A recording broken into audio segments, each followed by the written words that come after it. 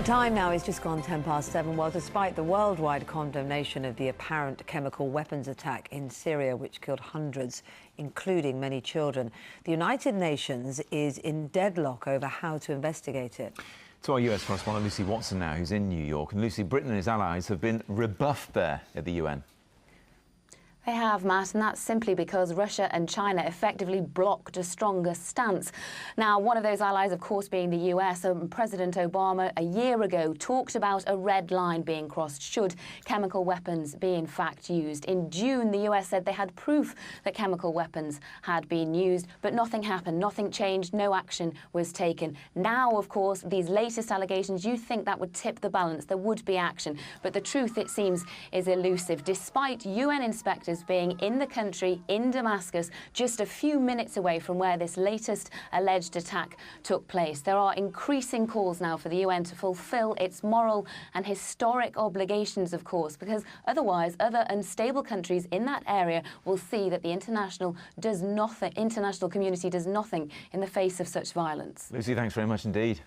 We're joined from Damascus by Syrian filmmaker Houman Husari. The pictures coming out of Damascus are very frightening to us. You're actually there, though, so what is it like? It's like it's like just a chemical weapon attack. Actually, it's very horrific. I mean, just to see all these amount of people dying just around you, it's just very horrific. That's how was it. And is there any doubt in your mind that it was a chemical attack?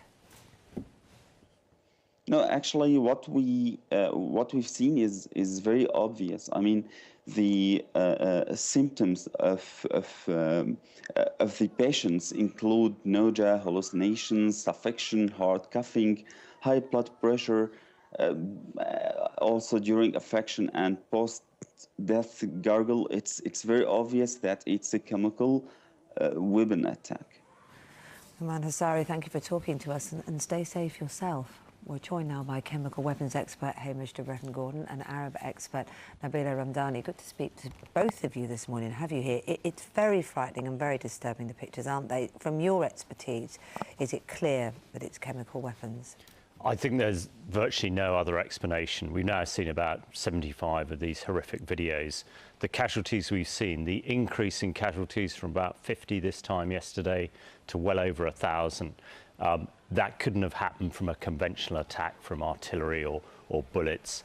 And the nature they've died, the picture we've seen, there appears to be no other explanation than perhaps a nerve agent, but a chemical weapon. And Nabila, I'm afraid this is like history repeating itself. A lot of people remember what happened in Halabja to the Kurds in 1988, and the rest of the world effectively did nothing after that, and Saddam Hussein went on to persecute many more people. So it begs the question this time, what can the rest of the world do? Well, absolutely. This is very much high on the minds of decision makers, and especially at the UN level. But you also have commentators around the world and observers, and saying that what is certain, whether Assad used chemical weapons or not, what is certain is that men, women, and children have been dying day in, day out since the beginning of the uprising 2.5 years ago. So this pretty much becomes an argument about the science of killing. But regardless of who used them, it was a red line set by President Obama. Chemical weapons, if they're used, we will do something about it. So surely America has to take the lead now if China and Russia are rebuffing them at the UN. Well, indeed, and we heard in June, in fact, when the US, France and Britain established that Assad had probably used chemical weapons repeatedly in the past, it led to a decision by the Obama administration to send direct military help to the Syrian opposition forces, but that hasn't materialized. There were fears about weapons falling in the wrong hands, including al-Qaeda elements. So the logistics of warfare being involved militarily is immensely complicated in the region. It is indeed. Thank you very much for clearing up some of that complication for us this morning. Thank you.